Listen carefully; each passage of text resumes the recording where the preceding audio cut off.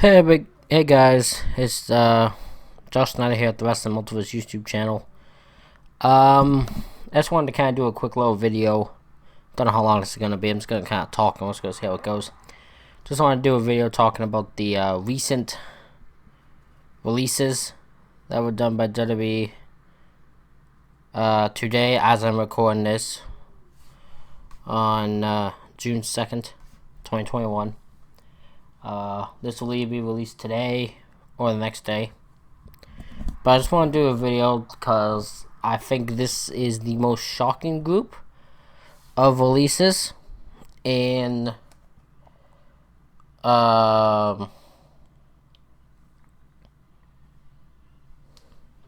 most shocking releases WWE's done, as there were so many people in this group that a lot of people didn't expect to get released. I'm gonna kind of run down every one of them, give my opinion on them being released, and we will kind of go from there. First one is Santana Garrett. I don't know much about Santana Garrett. I know she is I know she's like more known around the indie scene. I watched the indie scene, but I don't know super lot about it.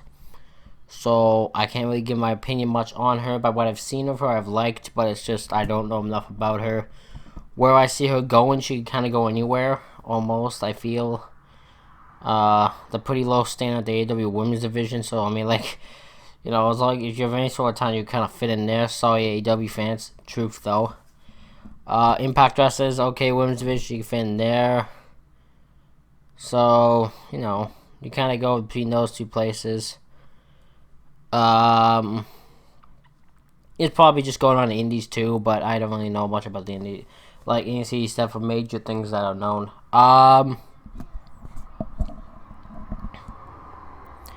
Then you got Ruby Riott. Most people know her indie name, I don't, but Ruby was a heck of a talent. The fact that Liv Morgan kind of is still there intrigues me a bit to see if they still want to keep her for a reason. I'd be kind of curious why, if they do want to keep her. But she is a heck of a talent. Ruby Riott was. She had a bunch of potential, but I guess Vince didn't see that in her. It is a very disappointing situation. The fact she had to be released, and the fact that any of these people had to be released is sucky. But I mean, the fact that a couple of these people never got a chance to reach their potential is kind of a big. It's a big shock to a lot of people, and it's a big shock to me even. The next one's Murphy, and I mean that is just the definition of wasted potential. I mean, well, second thing on this list compared to one other, obviously, and we all know who it is, but I'll get to him anyways. Like, on Murphy, I mean, was a great character with Seth. They turned him babyface, put him with the Mysterios, had that weird storyline with Aaliyah, but at least he was on TV and got to show his personality, got to show us wrestling, his wrestling ability, and it just kind of went a little bit, I don't know, Vince just didn't see something in him for some reason. Vince just never wanted to use him, and it's a very unfortunate thing, because the guy could have been a heck of a babyface, heck of a heel, could have been kind of wherever you wanted him to be, and would always smash it out of the park. And the fact that he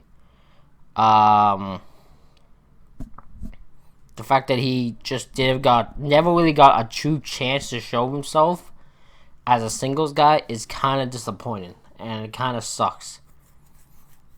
We got Lana next, who it's hard to say because Lana's been through some shit in her WWE career. She has been dealt the worst hands, the worst situation. Like, she's never had a good situation at all, and it's unfortunate that that's what this thing has become, where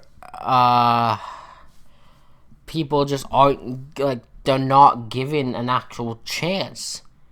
Like, Lana was just giving horrible storyline after horrible storyline, made to say the stupidest things to the so long career that people just never truly got behind it. Like, the hell, the only reason they got it over at one point, they put it through a table 8 times. That's the worst babyface turn in history. It's the worst reason to turn babyface ever, just being because you're being put through some tables. Like, what the hell? Like, you got the whole Lashley, Rusev shit. You got, luckily that both of them have recovered. But as for what Lana does, unless she's accompanying Miro, which she probably shouldn't, the way Miro's character is, she probably shouldn't. I don't know what she could do, really. I mean, again, the women's division is so, like, the standards besides, like, the main ones is, like, Sheeta and Baker. The rest of them are kind of a little, and Styler, and the rest of them are kind of a little down there. So, I mean, she probably could find her way in there, but God, I'd be shocked if she stayed in wrestling, to be honest. It's not a dig at her, it's just, I somewhat be shocked by that. Then we have the one who's probably the most potential ruin, which is Aleister Black. Aleister was one of my favorite wrestlers of NXT. Had a hell of a character, hell of a look. Could cut a promo when he wasn't wanting anyone to pick a fight with him. That's still stupid. But the fact that everyone had to... The fact that he could never really have a character on the main roster is ridiculous to me, because with the right character, he could have been something. And it's just a huge red flag to the way Vince McMahon kind of sees wrestling at this moment, for the fact that he is not even given a real chance to show what he can do. A chance to show how good, like, he was never given that chance. Heck, they just were bringing him back. They just started this character, did all these vignettes, they bring him back, and then this is what they do to him. Like, I was curious for that rivalry of Big E to see where it could go, and then they released him! What the fuck? What are you doing, Vince? Fucking go home, Vince. Just go home. And then we get to the one that somehow all of these ones shocked me the most, and that's Braun Strowman. Like, I'm not gonna lie, I don't care. I know everyone's gonna be shocked by Aleister Black and annoyed by Aleister Black, but Braun Strowman shocked me. Because Braun Strowman is a Vince guy. Vince, he has every single thing Vince wants. There is nothing about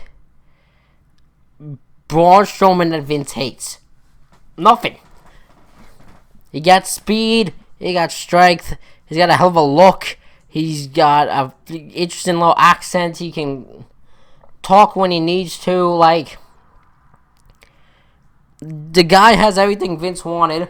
There was a reason he was pushed as much as he was. Sure, he wasn't a mobile time world champ or anything, but sometimes you don't need to be. The fact he won tag titles, IC title, Universal title, like, he got some stuff, so I never thought in a million years he would be released. That shocked me, I think, more of anyone, and the fact he got released shocked me, so yeah, I'm actually shocked by that. So where I see Strowman going, I could see him going to AEW. I could also see him, though, going to Impact. I could see him running roughshod through that Impact roster. I feel there's many possibilities for him, but this one shocked me. I can't say, I'm not gonna go with the rumors that WWE is going out of business or about to sell the business. I doubt that. However, there has to be something going on, right? There would have to be something going on behind the scenes here to cause this to even happen. Because this doesn't just happen. You don't just release one of your top name, like keep releasing people like this unless you're having money issues. So, if somebody knows what the heck is going on here, please, I put in the comments. I want to know, cause I'm confused. But that has been my video. Those are my thoughts on the those recent releases by WWE. I think Vince McMahon needs to go home, but he never will. Please let me know in the comments what names shocked you the most of the releases. I wish the best for everyone who has been released. Obviously, no one deserves to lose their job. I hope all of them find work elsewhere. Thank you all for listening. Please subscribe to the channel, and I'll see you down the road.